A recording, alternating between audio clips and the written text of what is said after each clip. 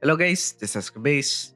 Since we are in the anniversary period, it seems we'll be chill in the store department for the time being. Though for the gacha and gameplay wise, we'll proceed as always. This is gonna be short, so without further ado, let's get started. Starting from November 28th, basically today as of the release of this video, we'll head straight to the freebies, which is another 2 login bonus. One is the login bonus for suppression mission, which is 10 days to get a total of 2000 quartz. And like I guess, the master skill login bonus, which is also 10 days, but you'll get the SS guaranteed 10 pool here instead. Now for the gameplay side of things, it's another round of Astrarium number 4, Revenant of the Gorge.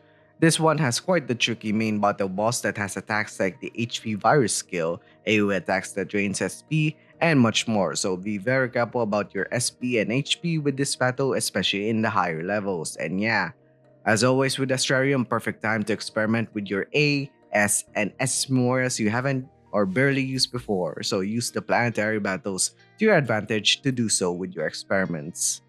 Next one is Cortac, challenge number 29, an officer and a not so gentle woman. As usual, here on screen are the multiplier conditions for the next 2 weeks, even though, yeah, this boss is Tezuka, unsurprisingly, especially once you see the gotcha for the first anniversary score attack. On the other hand, surprisingly, this score attack has different multiplier conditions, which is 3 every 5 days. Now, the only tip I have for this boss is maybe just avoid her ult skill if you can. Even then, I do think she's generally one of the easier score attack bosses in the game. Now we get to the banners, and it's one banner with one new SS Memorias. And man, it's the only limited Memoria that isn't a collab Memoria or a Unison Memoria. Now that Suppression Mission has released, we should have guessed this new SS Memoria is none other than Nanase Nanami herself. Note this review is mostly about this Memoria in its current state in JP post its many buffs because at release she's laughably bad. Though I'll still discuss and compare what's the pre and post buffs. So yeah. Nanamin is our first unit from command and also our first rider. She is a unique Thunder Pierce Memoria with that EP gauge system different from SP. She gives massive long duration buffs and can be quite a solid DPS unit, though that's mostly because she's got a huge, like actually huge glow up in the 3.5 anniversary update to fix her earlier version. Her AS skill currently in JP costs 7 EP down from 8 with unlimited uses was 4 and turned into 6 with that update, giving a 3 hit AoE thunder attack with a 50% plus HP modifier alongside a party thunder 100% crit rate up and a party thunder 90% crit damage up for a whopping 7 turns for an entire party.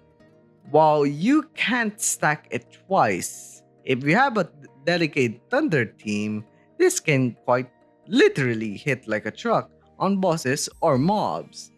Now, both the following skills are 7 SP each. So, her first non-EX or common skill, while its demerit is reducing your party's, except herself, current DP by 30%, even if you can't stack this following buff, she gives a plus 190 to 212 at maximum party skill attack up for 5 turns and adds 2 EP to fuel her EX skill, while her non-EX skill, second one specifically, is basically a cheap 2-hit AoE pen crit or pierce crit, which is perfect for farming dungeons or dealing with AoE mobs. Also, max out her attack stats to use her more effectively. She has a unique LB0 passive where you only get this pop, which is a 25% plus to her attack buffs when she is level 80 and above in Suppression Mission, the bike basically, which makes her even better at buffing. The rider mechanic works like this. She auto-generates 2 EP per turn, start by draining 3 party DP, which is nerfed because it was 7 back then, and I'm currently in yen as of when she released. This is quite a con that you need sustainers and healer to use her without getting broken easily. Honestly, I'll say it right now, like she's not worth it at LB0 to LB2 in gameplay wise, whether pre or post buff, as she does need LB3 as a mandatory to use her efficiently gameplay wise, because at battle start, especially later on, you gain plus 5 EP with her at the start of battle, which lets you use her EX skill at turn 1 for an immediate buff. And if you go all the way at LB4, she has a passive that at plus 10 EP, she gains a 50% self skill attack up. And yeah, phew, final thoughts. This is a Memoria that needs to be in a Thunder team only. In general, I wouldn't recommend her gameplay wise unless you're willing to whale her. If you do, wait a few more months, grind the bike in suppression mission, and you can use Nanamine as she is now in JP. She's unironically safe because she got the most buffs after turning into an SSR later on and all that. But man, this Memoria has quite the history. And as always, if you love the characters, their artworks, or want their specific abilities, feel free to ignore my advice and pull for them. Seriously, Nanamine fans, if you want, just get her. You'll love her home screen. Now, the last matters I have to mention are the Suppression Mission Part 1 Release Celebration 8 Step Recruitment and the Thunder Element Featured Recruitment, which are both a skip. And yeah, sorry for the short notice of releasing this video near the update. The announcement, I could say the same thing, being like 2 days before the actual update. But yeah, that's pretty much it.